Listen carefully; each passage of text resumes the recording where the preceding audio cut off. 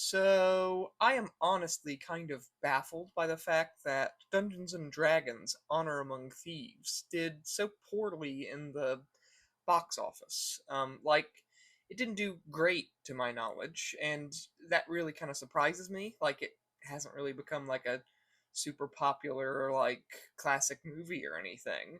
And that is weird.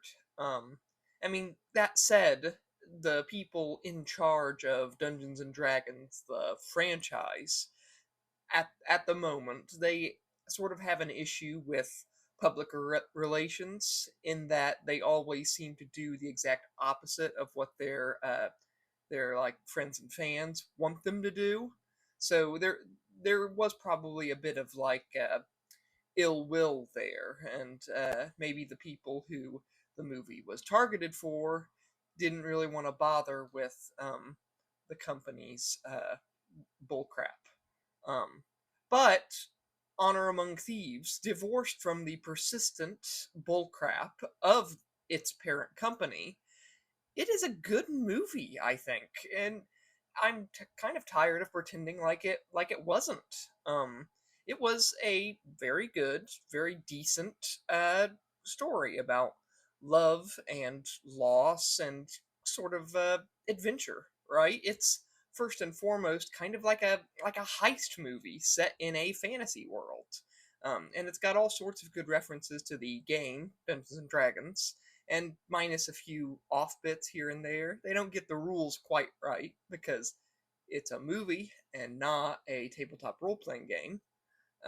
But be that as it may, you've got the Forgotten Realms, right? This classic great fantasy world from the twisted mind of Ed Greenwood, a real life crazy old wizard. Um, and it's an original story set in that world, and it follows this guy, a bard with a lute and everything. And he's sort of like a thief, a swashbuckling adventurer type, and he used to be a part of the Harpers, this guild of sort of do-gooder ranger Robin Hood types. But now he's this kind of compelling character, you know. Edgin is his name, and he's played pretty well by Chris Pine, right? Who is sort of he's kind of an underrated actor in a lot of ways because he's been in some very good movies, and yet I don't think he gets much credit for the movies that he's in, and kind of gets made fun of sometime, which I don't really follow. He's good in this, is what I'm saying. And he has this partner in crime who's a half orc barbarian woman. I think she's a half orc. She might just be a tough warrior type. I remembered thinking that she might have been like a half orc or something, because I'm a nerd. But yeah, they're after this magical artifact, this powerful item that can bring the dead back to life. It's a whole thing. But they are betrayed at the like before the movie even starts. They are betrayed by freaking Hugh Grant and a witch. And it's like a twisted, tangled, convoluted mess of them like trying to escape capture and find this item and save the day. It's perfect high fantasy nonsense. It's a D&D adventure. What did you expect, right? And it's in the end, I think it's no different than something like Guardians of the Galaxy. And frankly, I kind of prefer these characters and this setting to Guardians of the Galaxy. And like seriously, I know that's like a super hot take, but this is just for me, this is Guardians of the Galaxy but better. Um but like yeah, take that for what it is. I can't decide what I like. I just like it.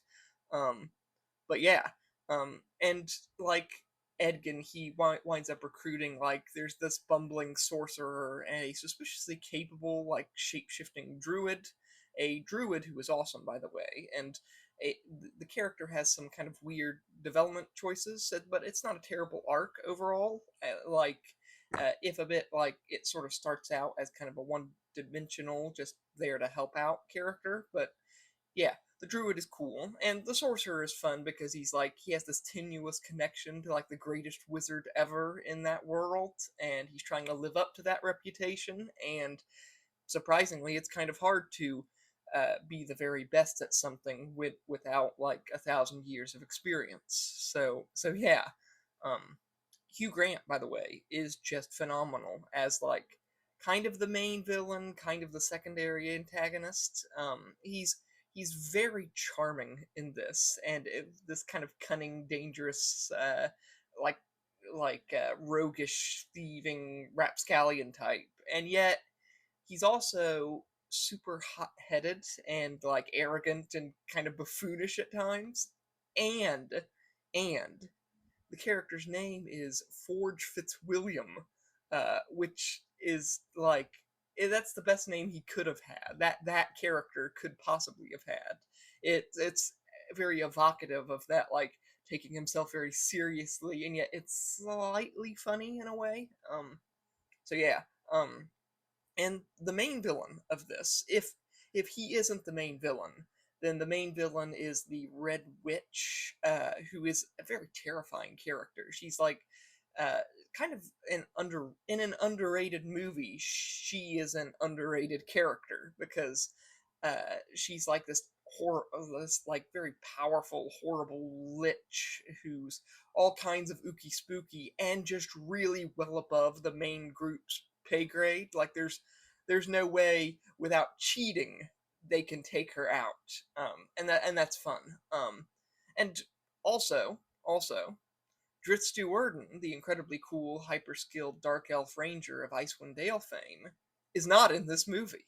Um, there was a bit of a kerfuffle, I guess, in that department regarding like I know it was like makeup or whatever, but they couldn't put Dritz Duerden in this movie, so they gave us a paladin guy instead, and the script is basically the same, and the movie makes a lot more sense when you realize that this guy, this character, is Dritz Duerden. It's just they couldn't call him that or make him like look or dress like the character. But it's Dritz Duerden from Icewind Dale. But I digress. Yeah, Dungeons and Dragons: Honor Among Thieves is just a great movie, and I will defend it until my dying day because I promise you, it's much better than you might think it is. And like honestly, I'm wondering why I'm even talking about it now. It's been like years since it came out. I should have defended it more then, but I don't even know if I had a YouTube channel then. So I'm defending it now because I've decided that I will. Um, so yeah, it's been years and it has no sequel, by the way, which is also like a crying shame. Yeah. So well. Anyway. Like and subscribe. Um, and yeah, bye.